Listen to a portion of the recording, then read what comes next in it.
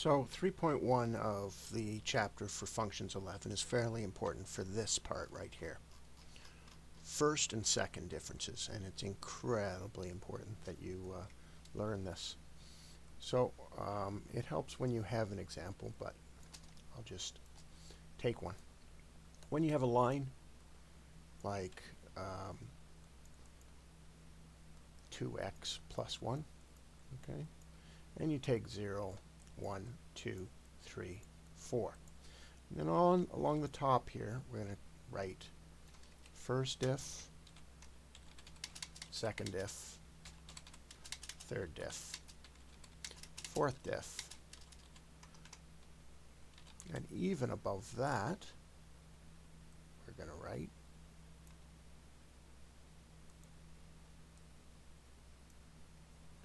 line, parabola, cubic, quartic, etc. It goes on forever. So if I have a line here, I'm going to punch in 0 into the equation and write it down. I get 1, 3, 5, 7, 9. Now the first difference is looking at all your y values, and it only works when x goes up by 1 or a consistent amount. And you'll immediately see in the first difference the same number, 2, 2, 2, 2, 2. If the first difference is all the same number, you're dealing with a line. And that makes sense because the slope is consistently going up by a certain amount each time. So that's first difference. Now let's look at something that's second difference. Let's look at 2x squared, which is a parabola plus 1. Doesn't matter. I just threw the 1 in there, so it's slightly different. So again, we get 1. We get 3. So far it looks similar. 9, oh, not so similar anymore. 19, 33. Now when we take the first difference here, we're not going to get the same number, and that should tell you, okay, we're not dealing with a line. When we go to the next difference, though, the second difference, we'll notice it's the same number, going up by plus 4 each time. When that second difference is all the same, you're dealing with something in the squared, a parabola. And that's what it tells you. Now obviously you can already guess when we're dealing with a cubic, let's just make it x cubed plus 1, it's going to be the same number on the third difference. Okay, so let's look at some of these. X cubed plus 1, 1. X cubed plus 1 here, 2. 9. 28. I believe that's 65. Hang on. Yeah. Let's look at the first difference. 1 plus 7 plus 19 plus 37. Nope. Let's look at the second difference. Plus 6 plus 12 plus 18. Nope. Let's look at the third difference. 6, 6. And if there were more, we'd see 6, 6. So those are all the same under the third difference. That means we're dealing with a cubic. And it goes on for that for 4th, 5th, 6th, 7th.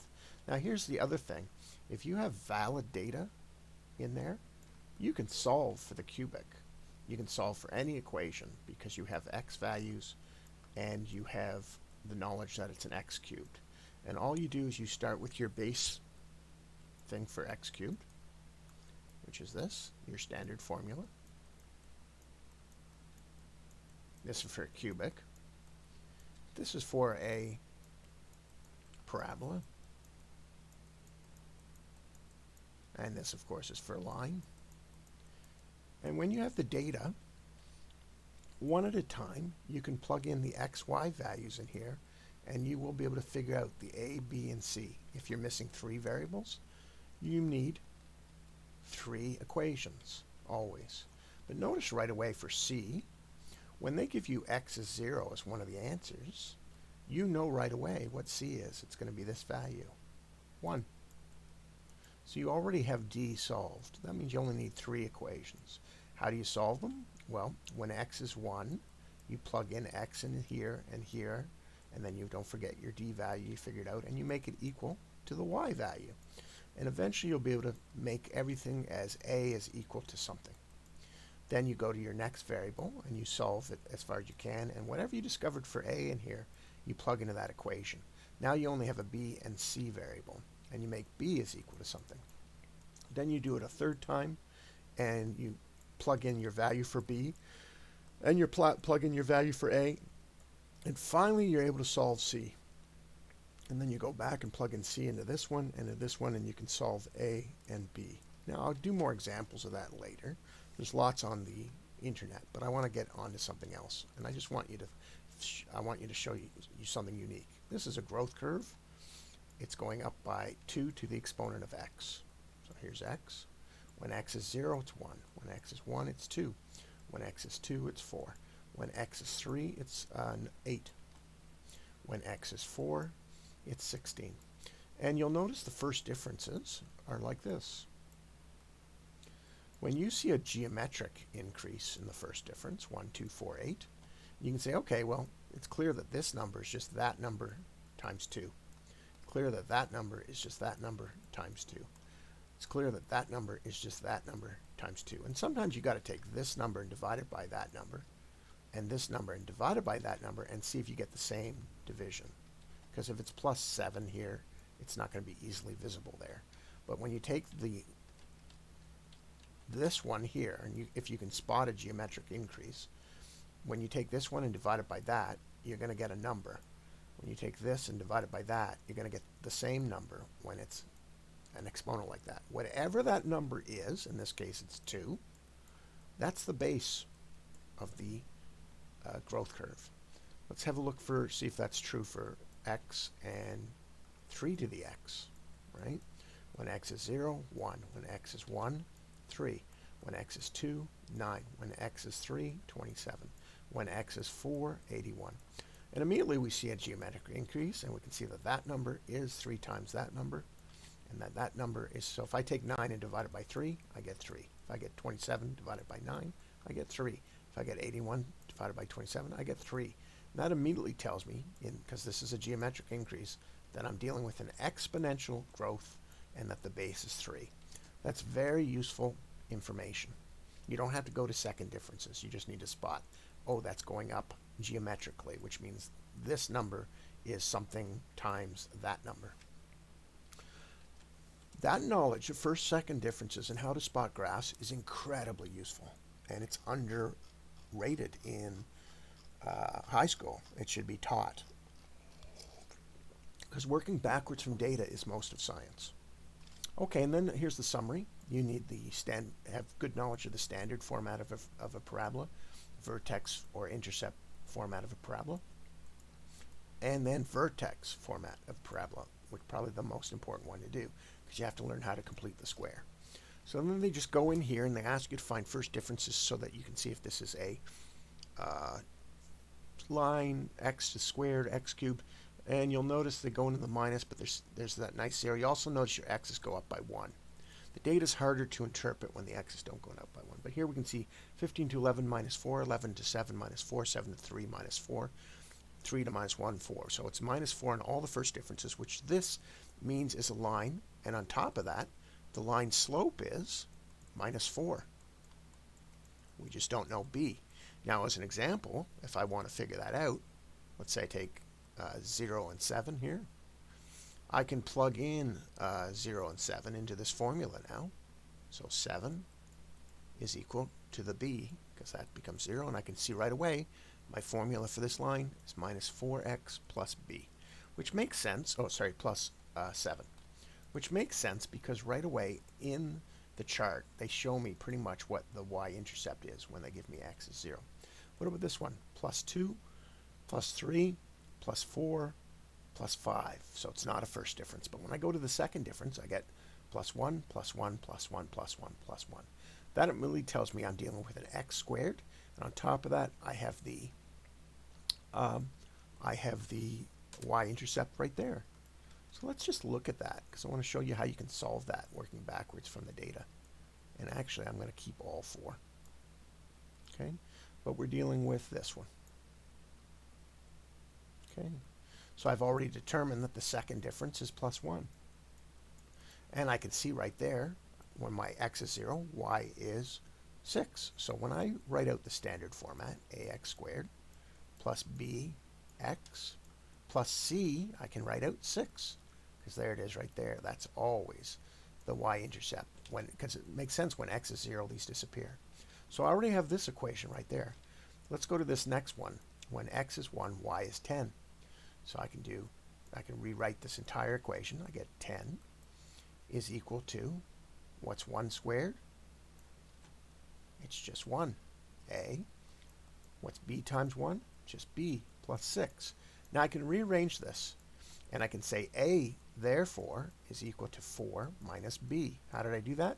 I got a all alone, subtracted b to that side, subtracted 6 to that side. So that's one equation. I'm missing 2 variables. I need 2 equations. I can go to the next value of x and use the same standard formula. Y is equal to ax squared plus bx, and I've already figured out c, so plus 6. And I can put in 2 and 15. So I can make 15 is equal to 4a plus 2b plus 6.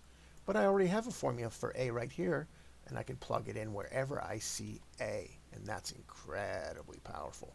You can always solve 2 missing variables when you have 2 equations, 3 missing variables. You need 3 equations, so wherever I see a, I just put 4 minus b, because I've already proven that a is equal to that, and then I've got plus 2b plus 6. Excuse my handwriting. When I expand this, 4 times 4 is 16, 4 times minus b is minus 4b, I get 15 is equal to 16 minus 4b plus 2b plus 6. I get all my, when I add this up, it's minus 2b. I'm going to send it to the other side. So it's plus 2b on the other side, and I'm going to send the 15 over here. 16 minus 15 is 1, and plus 6 is 7. So I get 2b is equal to 7. So it's a little bit of a weird one, because therefore b is equal to 3.5. But right away, I can remember that a is equal to 4 minus b. So I instantly have my whole equation for this parabola now. It's y is equal to 0.5 x squared for a, because I figured it out there, plus 3.5 for b, if I added it all up correctly. 1 plus 6, 7, I think I did. And then, so it's 3.5b plus 6. And when you want to make those all even, you simply multiply everything by 2. And you might say, oh wait, that's going to be 2y, yeah. Or you put it into fractions. So you get, if I factored out 0.5 from this, I get a half out front, and I get x squared. What's this divided by 0.5? Plus 7x plus, what's this divided by 0.5? 12. So this would be my non-fractionary expression of that with a multiplier of a half in front. That is this formula derived from that data. And if you plug it in, you should get the same results you get here. If you don't, you made a mistake. So when I plug in 1 here, I should get 10 for y. So 1 plus 7 is 8, plus 12 is 20, divided by 2 is 10. Sure enough, I got my 10. Boom, I was able to derive that equation from the information on the chart and my knowledge of what the data means. Okay, let's look at what this one does. It's going up by plus 4, plus 4. So they're giving easy ones here. Plus 4, plus 4. So it's a line, and right away, I have, because I know it's a line, I've got 4x plus b, and right here I have b. Boom, I have my line. Plus 4 slope, plus 12. Only works when x is going up by 1. So they're only giving you parabolas and lines in this one, but you'll learn that you can solve any of them as long as they're polynomials or growth curves. You can get a good idea what the growth curve is. This is going down by 3. Now it's going down by 1. Now it's going up by plus 1. Now it's going up by plus 3, and I can already tell it's a parabola because when I take the second difference, it's plus 2, plus 2, plus 2, which means I'm dealing with a parabola, and I already have one of the factors, so it's y is equal to ax squared plus bx, and normally it's plus c, but I've got the c right there. And if I wanted to, I could go to the next level and do another equation and put 4 where y is and 1 where x is and solve that. So I get 4 is equal to, what's 1 squared? It just becomes this, a plus b plus 3, which means that a is equal to 1 minus b.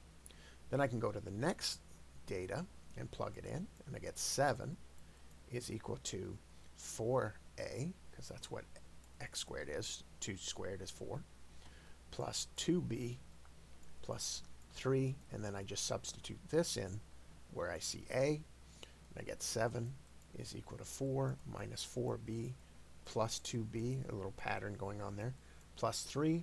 I'm going to put all my b's to that side. I get 2b is equal to 0. So b is equal to 0. And once b is equal to 0, I know a is equal to 1. So I can now rewrite this as y is equal to x squared plus 3, because there's no middle term. And to test it out, sure enough, if you plug in the data, that's what you get. So this is the formula for that, and I was able to learn it just from my knowledge of the standard format and enough values. So I got, if I need 2 values to solve 2 missing variables, I would need 3 values. Actually, technically I needed 3 values to solve these 3 missing variables, because this gave me C. If I was dealing with a cubic, I would need 4 variables. If I was dealing with a quartic, which is x to the 4, I would need 5 variables. 3, 4, 5, yeah, because you're missing that many in each of those.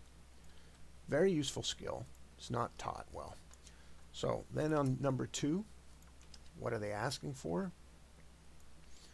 They're asking whether it faces up or down, which is pretty easy to figure out. If it has a minus in front, it's facing down. If it has a plus in front, it's facing up. That's a plus, it's facing up. That's a minus, it's facing down, and on top of that it goes through 3, 0 and minus 1, 0 if I wanted to sketch it. And I could even figure out the vertex, because the vertex is halfway between these y points. So the vertex is at 1. So I could plug in 1 into this, and I get minus 2 times minus 2 plus 4 times 2, 8. So I could find out right away the vertex is 1, 8. A lot of information right away. But they only want face down or face up. This is vertex format.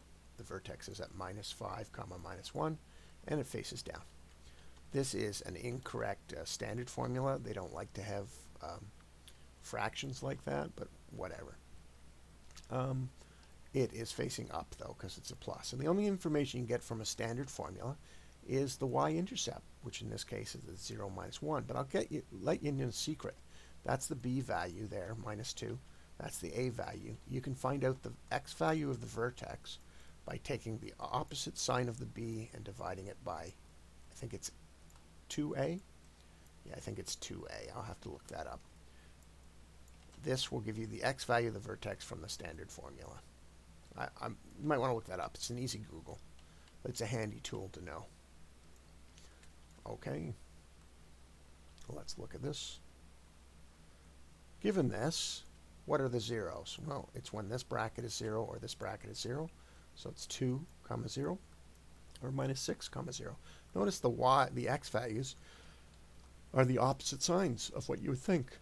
And that's because for this to be a 0, this has to be opposite of that to create a 0. And technically, you could figure out when x is 0, you get minus 2 times minus 6 is minus 3 is plus 6, and times plus 6 is 36. So at 0, 36, you have the y-intercept. But I think technically, when they say find the zeros, they want only the x-intercepts. What's the direction of opening? Well, that's minus, so it's facing down. And finally, the equation of the axis of symmetry is the average distance between these two x values, the two x-intercepts. To figure out an average of any 2 points, you add them together and divide by 2. 2 plus minus 6 is minus 4, divided by 2. Minus 2 is the axis of symmetry, and you would write it like this. X is equal to minus 2, because we're dealing with a vertical line, where minus 2 is always the x value. And then you could even figure out the vertex by plugging that in to the equation. So you get minus 4. I think I already did this. Oh, minus 4 times minus 3 is plus 12. And then minus 2 over here creates a 4. Plus 12 times 4 is 48. Positive 48. So I can see that it's minus 2 comma 48 if I wanted to figure it out. Is a vertex way up here, goes downwards, passing through these x-intercepts, and I even know the y-intercept, which I think I stated was 0 comma 36. So I got a nice y-intercept just to the right of this, and I got all sorts of information from that. Easy graphing. That's how you learn how to do easy graphing. They want you to graph all the functions, so you might as well get used to it through all the grades. Oh yeah, so we've lost the, there we go. This is the graph that they want us to look at. And they want us to be able to answer some information. What's the vertex? Well, graphs are easy. So the vertex is right up here. And we can see the x value is minus 2. And the y value is 3. So the vertex is minus 2 comma 3. What's the equation of the axis of symmetry? It's x is equal to minus 2. And this forms a dotted line right down here. Axis of symmetry simply means the parabola is mirrored on both sides. It's symmetrical on both sides of that axis. And the domain and range. So for non-real life parabolas, the domain is always any real number. And the range is always dictated by the parabola's y value of the vertex, which in this case is 3. And because it's facing downwards, y can only be smaller or equal to 3. That's the only y values that exist on this graph in this drawing. There's no y values up here. And they go through some more, and they just want you to get flexible in terms of numbers, graphs, and then even word puzzles. I'll just grab them all in case. Graph each function. I'm not going to. So right there, that's actually in vertex format already. And the vertex is 0 comma minus 3, and it faces upwards. Just need 2 other dots to figure out a good drawing. This one is also in vertex format, and it faces downwards, and the vertex is at minus 3. Minus 3, comma, minus 4. And then you just need a couple more values, like you plug in x as 0 to figure out a couple more values. And you get like minus 13. And then here you have a intercept format or a factored format, which tells me if I was to draw it, I would realize that it goes through 4 comma 0 and minus 2 comma 0, and that the axis is halfway between that, so I add them together and divide by 2, and I get 1. Because that's 4. And then if I plug 1 into the equation, and I realize, well, right away this is facing downward, so my vertex is going to be down here somewhere, I get minus 3 times 2 is minus 6 times 3 is minus 18. So down here, minus 1 comma minus 18 is the vertex. And now that's an easy enough drawing to do. Just join some dots. And right here, it might not look like it's in vertex format, but it is. It's facing downwards. And the vertex is 0 comma 4. So we really just have a standard parabola that's adjusted 4 upwards right there, and it's not stretched, it's compressed on the y-axis, and it's facing downward, so it's going to be a little bit fatter, twice as fat as normal. And you just need 2 other dots to graph it properly, which I'm not going to do. Express each quadratic function in standard form. So that just means you expand them. So you got to expand this first, and get used to always being able to expand something simple like this. It's always this number squared and this number squared and 2 times the middle terms. There you go. That's the expansion. Then you got to multiply by minus 3.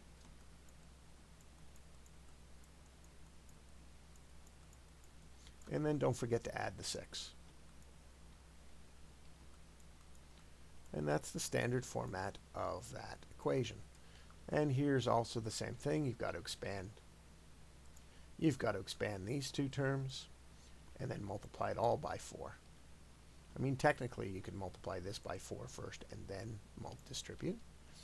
Distributing of those things is always easy.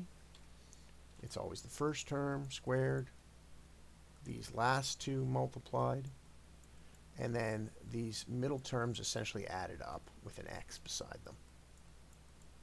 Then you got to multiply it all by positive 4, so you get 4x squared plus 16x, and that is a minus 21, so it becomes minus 84.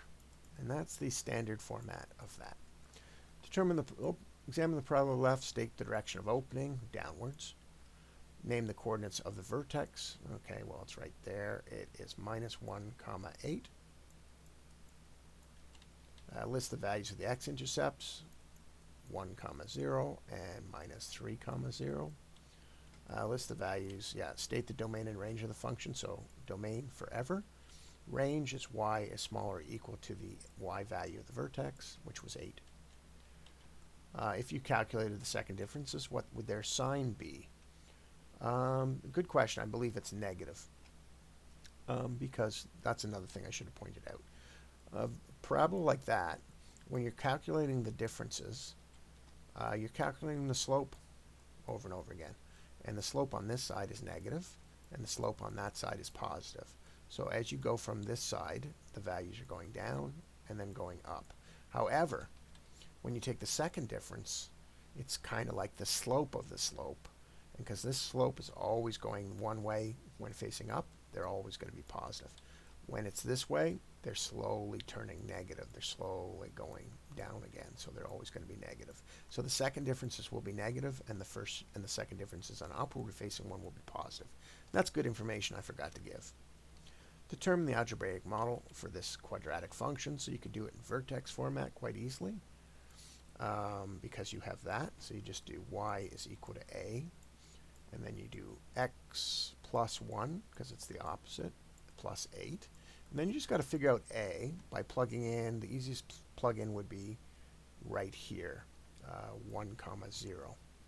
So we plug in a 0 for the y and a 1 for x, and we solve. And we get a is equal to, oh, we can't take 1 is equal to 0. Sorry, it's one of those ones you can't take. You can't take the x-intercept for solving that. So you take, the easiest one would be taking right here, 1, comma 1. So you get 1 is equal to a times 2 plus 8. 2a is equal to minus 7. So a is equal to minus 3 over 2. And then you put that minus 3 over 2 right there. Don't forget your squared here, and boom, you have a vertex formula. You could also do it the same way with the two x-intercepts that you write. So you write the x-intercept with an a, and it's x plus 1, and x minus 1, and x plus 3. And the factors are always the opposite of the roots. And then you do the same thing I did before. We have this nice point 1, comma 1, and you just put it in for y and x. So here you get 0, and here you get 4, and I don't think I can take that one because it makes one of the factors. Oh yeah, it's not 1, comma. I shouldn't have used 1, comma 1 because it's not 1, comma 1. So that first one is wrong as well. But I can take, you can take the vertex in this point, minus 1, comma 8. So you get 8 is equal to a minus 2 plus 2. A is equal to minus 4 there. It's going to correct my a value now. So it's clear that a is minus 4 times a. So that it's clear that a is equal to minus 2. And now I could just rewrite this minus 2 in front and just have these like that. And to correct that original vertex formula, it would be this. I should have taken 1, comma 1 as a value. Boom. Both methods work. I'm not going to do it twice because this asks the same thing as that does. Okay, so we're going to move on.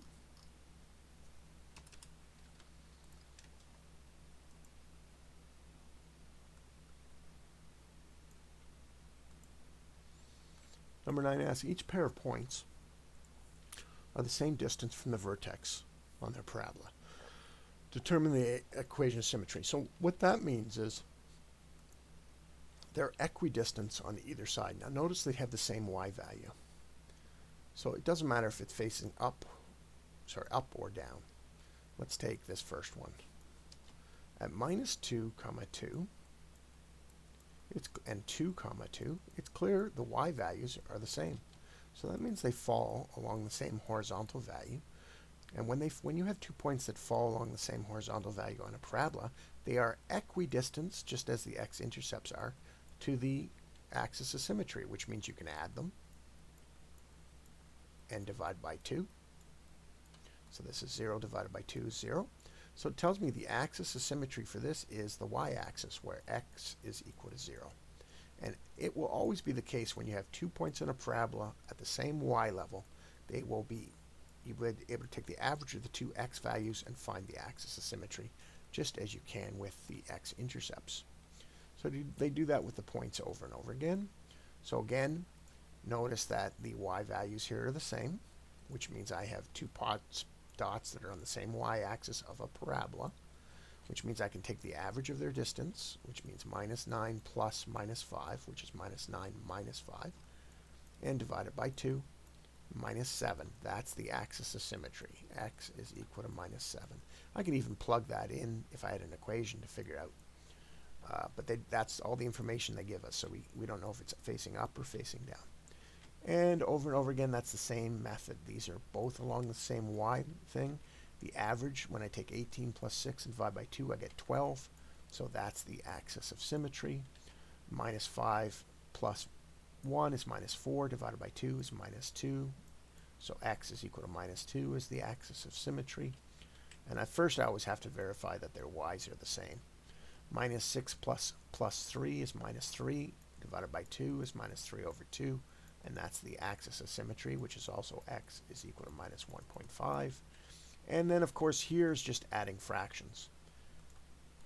So if I were to add those fractions, I'm doing this one now, minus 11 over 8 plus 3/4. I have to convert the quarters to something over 8. So it's plus 6/8. Minus 11 plus 6 is minus 5 over 8. And remember, I have to divide that all by 2. When you have a fraction divided by what's essentially a fraction, 2 over 1, you simply multiply it by the reciprocal. So I get minus 5 over 16. So x is equal to minus 5 over 16. If you don't know what I did there, work on your addition and divisions of fractions. You're going to need it anyway. Examine the parabola shown on the left, complete the table. So they want you to take several y values. Calculate the second difference. Could you have predicted their sign? Yeah, it's facing downward, so it's going to be negative. But let's take it. So minus 2 over here is 0. No, minus 2 over here is 3. Minus 1 is 4. That's the vertex. So 0 is going to be 3 again. And then 1 is going to be 0. And then 2 is going to be minus 3. So their first differences, 3 to 4 is plus 1, then minus 1, then minus 3, then minus, 0. Yeah, minus 3, and then minus 1. Let's try that again. It goes plus 1, minus 1, minus 3, and then from 0 to minus 3 is minus 3 again. Might have gotten that wrong. So this is minus 1 is 4. And then this is at 0 is 3. Yeah. So plus 1, minus 3. I think I got one of them wrong. 1 is 0. And 2, I got the 2 wrong. It's minus 4. So it's minus 4. And then when I take the second differences, so those aren't very clear, so maybe I'll do them more clearly. First differences are plus 1, minus 1, minus 3, minus 4. Second differences are, how do I get from there? Minus 2, and I probably got wrong on this one because it's probably supposed to be minus 2, which means this negative tells me it's facing downwards. And I can even figure out the formula. Well, I can figure out the formula from that. So I kind of butchered that. Calculate the second difference, determine the equation of the function. I already did that with the other first differences, so I'm not going to do it again. And then stuff with a's beside it, you're going to discover are more complicated. Well worth practicing though, because they're the most likely thing to be on the test. So math, what they're teaching you to do is how to use a hammer, how to use a nail, and then tests, they want you to build a shed. Another way to think of it is how to crack eggs, how to mix flour, and on a test, they want you to bake a cake. So a lot of students just make the mistake of memorizing formulas, thinking now I'll be able to do well on the math test because they think it's like history. And no, it's a skill. It's a technique. Practice the technique, you'll be fine. So they give us a standard format. We can see that there's no y-intercept, so it goes through 0, 0. And we can ask some questions. Well, it's facing downwards, goes through 0, 0. Let's look at this. Minus 4t squared plus 32t. What do they all have in common? Well, let's take a minus 4t factor out. So I get t, and then that's minus 8. So right away, if I were to set that to 0, I can see that it has y-intercepts of 0, 0 here. And the other x-intercept is 8, 0. So that means it starts off at the ground at 0, 0, goes up to a peak that'll happen at 4, because that's halfway between these x values, and then come down and hit the ground at 8 seconds. Now, in real life situations, that's the domain and range right there. That's it. Not like a normal parabola. So graph that. I did it kind of. How long will the rocket be in the air? 8 seconds. How high will the rocket be after 3 seconds? Well, we can just put that in. 3 squared is 9. 9 times minus 4 is minus 36. 3 times 32 is plus 96. So the answer from that is 60, which means at 3 seconds the rocket will be 60, and it'll be right here. Height. How high is the rocket after 3? What is the maximum the rocket will reach? Well, I figured out my axis of symmetry. And yeah, there's several ways to figure out the formula, but I'm just going to take 4 and put it in. Minus 4 times 4 squared. 4 squared is 16. So that's minus 64. 4 times 32 is plus 128. So it gets plus 64, which means my maximum height of my rocket occurs at 4 seconds and 64 height. How did I figure out that? I knew the x-intercepts. I need to take the average between 8 and 0. 8 plus 0 is 8, divided by 2 is 4. That means my axis of symmetry, excuse the drawing, is x is equal to 4. I can take that 4, plug it into the equation, and get my y value. All useful skills. Okay, what about this one? Quadratic function has these characteristics. That's the axis of symmetry. That's one of the x-intercepts. And it says is the x-intercept, so it probably faces upwards. And no, 32 is the max value, so it faces downwards. So 3 is one of the x-intercepts. Determine the y-intercept. Okay, let's just graph what we have. We know that minus 1 is the axis of symmetry and 32 is the max value. So here, over here, we have minus 1 comma 32. We know it crosses the x-intercept, so it faces downwards. And we know one of them is right there. Right away, we can tell that it's going to, this is a 32 by the way, it's going to cross the y-intercept around 28 or something. And 3 is the x-intercept, so 3 comma 0 minus 1 comma 32. If I put this into vertex format, or even this format, ax squared plus bx plus c. They want to know c. Let's see if I can figure it out with the two values I have here. Can I?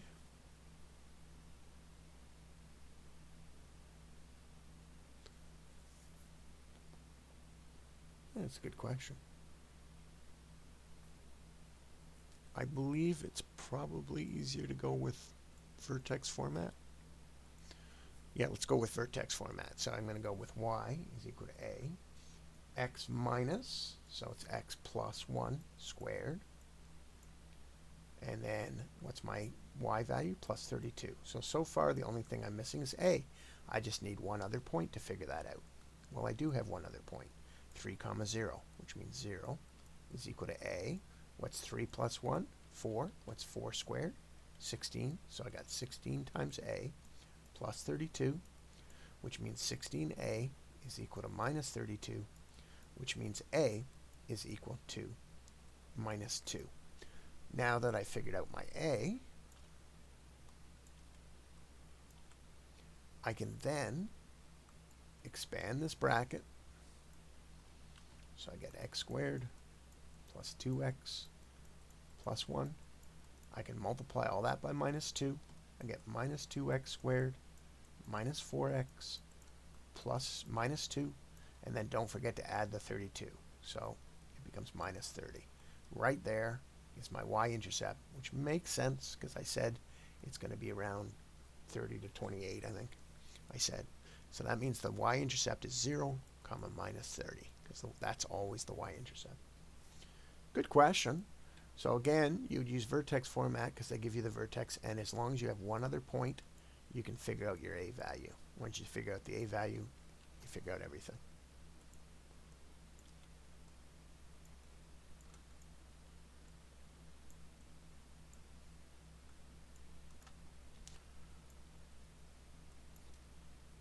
Two ways they're alike, two ways they're different. Well, let's figure out if this has a formula up there. Well, yeah, it's 2x. If I factor out 2x, I get x minus 2. So right away I can see it goes through 0 comma 0 and 2 comma 0. This one, I believe I will discover has the same vertex. This is facing up, this is facing down, so that's one way in which they're different. This vertex is 1 comma 2. Let's see what this vertex is. So the difference between those two is 1.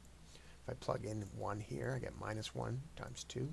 So it's minus 2, which means 1 comma minus 2 is the vertex of this one, which also happens to be the vertex up. So I plug in 1, I get minus 1 times 2, minus 2, and this vertex over here is 1 plus 2. So the vertexes are different, so that's another thing that's different. So they have different vertexes, and one's facing up, one's facing down. Now, this one here, let's figure out its y if it has the same x-intercepts. So x-intercept is when this is equal to 0. We'd have to expand it and solve for the factors. So I get, expanding this, I get x squared minus 2x plus 1. When I multiply by minus 1, I get minus x squared. Actually, I get minus x squared plus 2x minus 1. And then I add 2, so I get plus 1.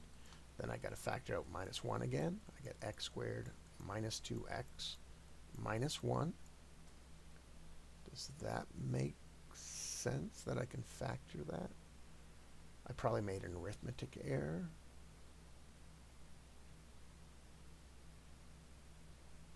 Oh, it's plus 2.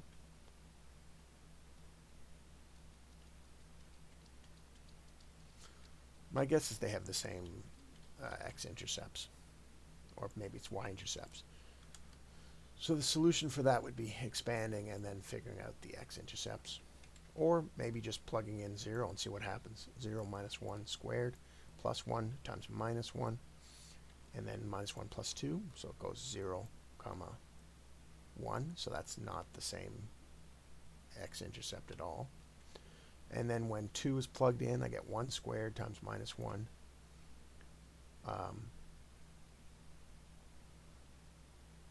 Which is plus, no, when 2 is plugged in, I get minus 3.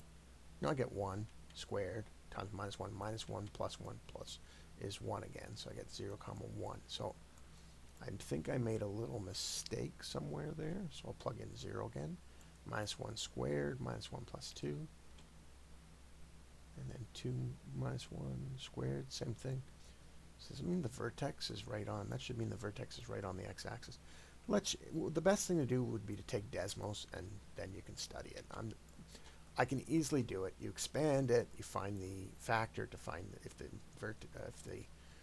things are the same. But instead, let's just use Desmos to see, because I'm just a little bit tired of it. That's all. So y is equal to minus 1, x minus 1 squared plus 2. And the other one is y is equal to 4x squared, no, 2x squared minus 4x. Let's see if I got that right at least.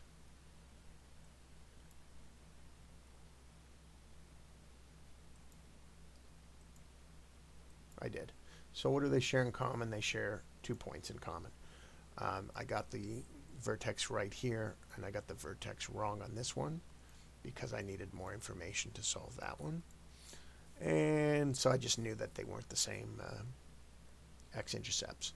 So the different x-intercepts, different vertexes, one faces up, one faces down, that's their differences. And the only thing in common that they have is, other than being parabolas, they have the same x-axis for axis of symmetry, but they also share these 2 points, which is all parabolas facing opposite directions that don't have the same vertex will say and aren't below or above each other will share 2 points. It's kind of stupid, and I could have probably solved it if I took time, but I don't quite know what they're getting at.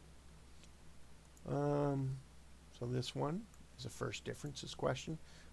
This is also an important skill too, is to work backwards. So the first and second differences of quadratic function are given. They also tell us 1 point here. So that's minus 2 comma 19. And they want us to fill in the missing rows and determine the missing values of the function. Well, interestingly, when you have here we can see this is a parabola because these differences are all the same. You can work backwards, right?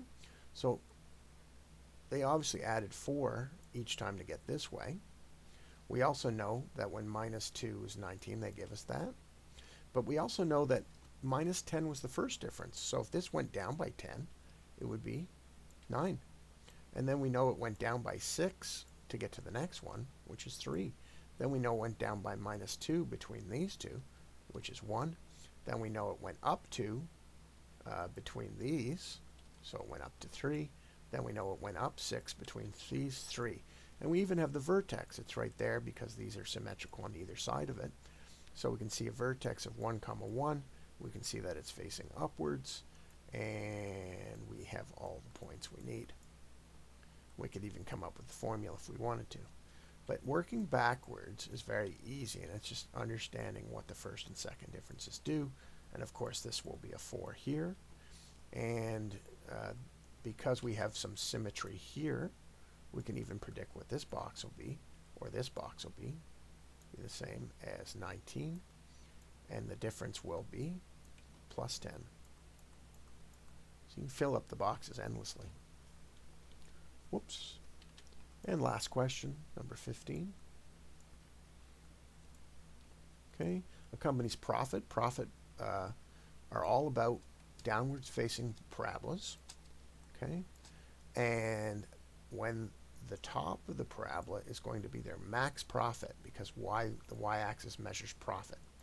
And right here, the x-intercepts will be called what's break even, because at that point, the y start becoming positive. And since y measures profit, that means anything above the x-axis is profit. Anything below the x-axis is loss of money. So that's the break-even point, and that's the max profit point. So they give us the vertex, so it's 3 comma 50, where x is in thousands of dollars. The company's profit in thousands of dollars is modeled by this function.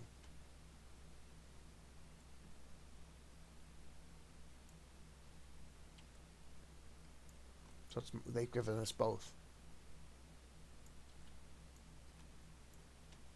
Sales of stereos, sales of computers, sales of stereos.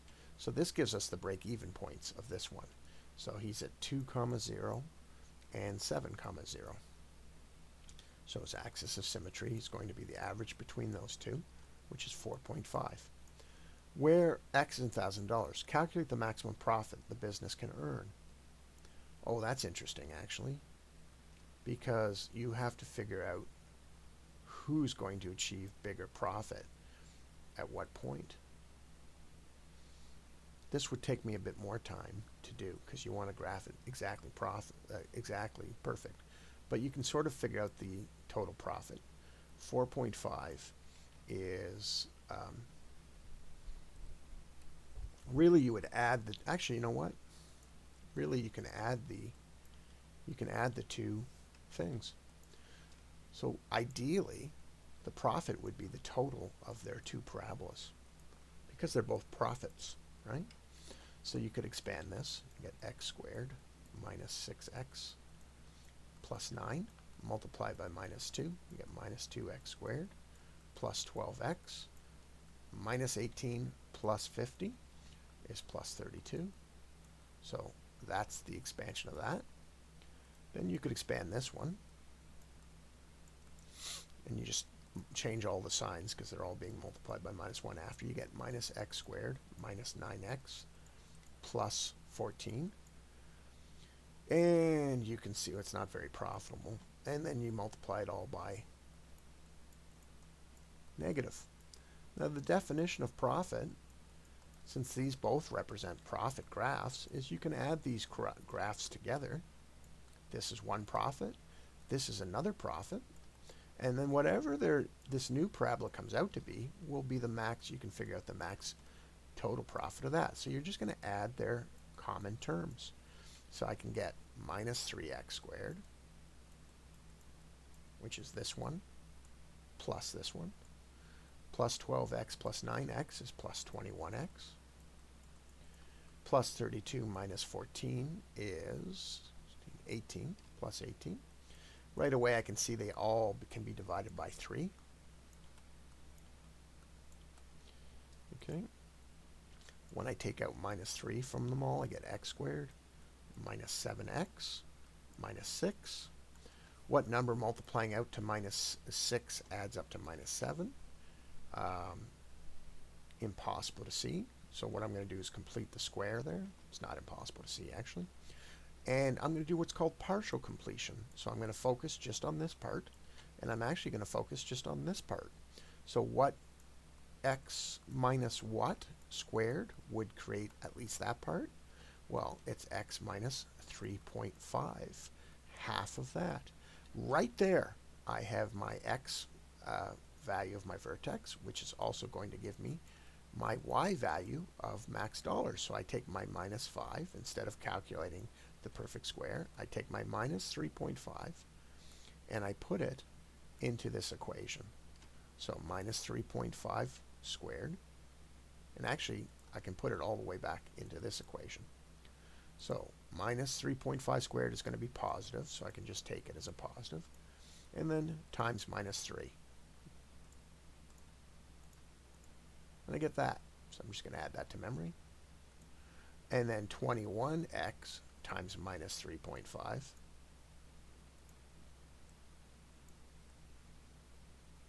Oops, plus 3.5, sorry. Yeah, so I still have that in memory, I think, yep. So then 3.5 times 21 is that. And I'm going to add the memory to now. And then I got to add the 18. And this is going to give me my total profit of the two graphs. So that's in thousands of dollars. So $54,000, $750, $54,754 is their max profit, because that's the y value. Using partially completing squared, I knew that was the x value plus 3.5 to achieve max value. Now, one good thing you can do in Desmos is you can take your Desmos here and you can put in one of these questions. Let's see if I have the whole question still. Yeah. And there's actually another question after, but I might not have time. And I can put one of these things in there. f of x is equal to minus 2 x minus 3 squared plus 50. So this is the computers. And then the other one is given by the other formula, and I'll call that g of x is equal to minus x minus 2, x minus 7. And then I can just make another one called h of x. And since I'm adding the two profits of the two companies together, I can just add their functions. And h of x should confirm my believing my h of x is in, and sure enough, the red line, which was the computers, is far more profitable. So here's my computer profit, which makes sense because its vertex is way up there. Here's my appliances profit, or whatever they were talking about. So appliances is barely any money for me. And when I add the two, sure enough, that other one is affecting it, but I'm going to have roughly close to the same value there. And sure enough, look at that. Look at that profit number. There's my x value of 3.5 that I discovered, and there's my profit number that I discovered. So sure enough, the total profit between the companies is when you add these two functions and then solve your new parabola. Because obviously profits are total of profits. So when this appliance company, for instance, is doing really badly here, it's pulling our profits down, which is why you can see right there the overall the overall green graph is best when both companies are very profitable, so right near both of their vertexes. And it leans more towards the red because red's far more profitable. So it's sort of an average of their vertex, but weighted by the profit of the red line. Makes sense, I hope. And then finally, the last question. Jim has a difficult golf shot to make. His ball is 100 meters from the hole. He wants to land the ball 5 meters in front of the hole so he can roll it to the hole. A 20-meter tree is between the ball and the hole, 40 meters from the hole, and 60 meters from Jim's ball. So it gives you all the coordinates. With the base of the tree as original, write an algebraic expression, model the height of the ball if it just clears the top of the tree. So all you do from that is draw, and it's always a good idea to draw as much information as you can. So actually I'm just going to copy it. It's going to be a lot easier if I just work with one surface. And always use the information that they give you. And visualization is a lot easier than anything else. So first of all, we know that he's 100 meters from the hole, but he wants the ball to land 5 meters short. So let's start him at 0, 0. We're going to say he's at 0, 0. And we know he wants to land 95 meters here, not 100, because he wants to land 5 meters short of the hole. A 20-meter tree, so we know the y height of the tree is 20, is between its ball. It's 40 meters from the hole. So remember, the hole is at 100. So it's at 60. So at 60, 20 is the height, is the tree. So 60, 20 is the coordinates of the top of the tree. With the base of the tree at the origin. So we're putting the base of the tree at the origin. Now, also the tree is 60 meters from Jim's ball. Does that make sense? Yeah. I actually think it would be easier to put Jim at the origin, but they want an expression of the thing if the tree is at the origin, the base of the tree. So the base of the tree means the y-axis of the tree is going to be 0, 20. The hole is 40 meters away. The destination that he wants is actually 35, 0. And Jim is 60 this way. So Jim is at minus 60, 0. And I believe we have all the information we want, because here's the two y-intercepts, and there's the height that we have to clear. So we just know that our A has to be higher than this point, and you can just use that exact point as your A value if you want. So let's write that in factored form. Factored form would be y is equal to a mysterious A amount times x plus 60, which is this spot where Jim is, times x minus 35, which is where Jim wants his ball to land. We just have to figure out A. Now, if we have one value of x and y, we can figure it out. So again, it's x plus 60. And we do have a value of x and y right there. So for y is 20, we know that x is 0. So that's going to make this one 60, and that's going to make this one minus 35. When we multiply 60 times minus 35,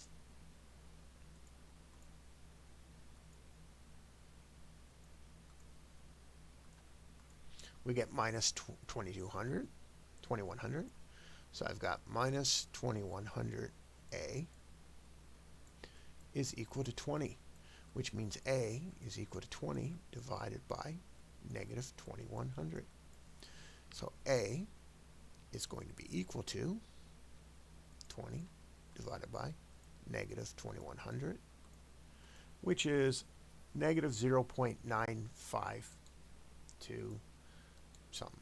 You can just do it roughly, which means my formula is going to be y is equal to, and I'll just round it up here, x plus 60,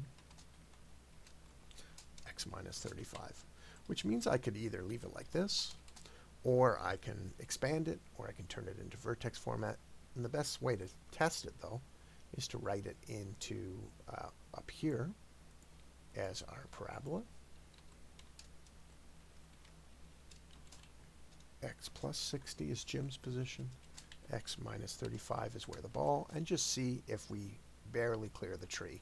And we do. Now, technically, that would hit the top of the tree, so we have to add a tiny little bit somewhere just to get slightly above the tree, technically. But I don't think they're going for that. So this formula, sure enough, Jim hits the ball at minus 60. It barely clears the tree here, lands 5 feet short of the green, and the green's right here at 40. All solvable. It helps if you draw it out. And that's it for those questions. I hope it was useful.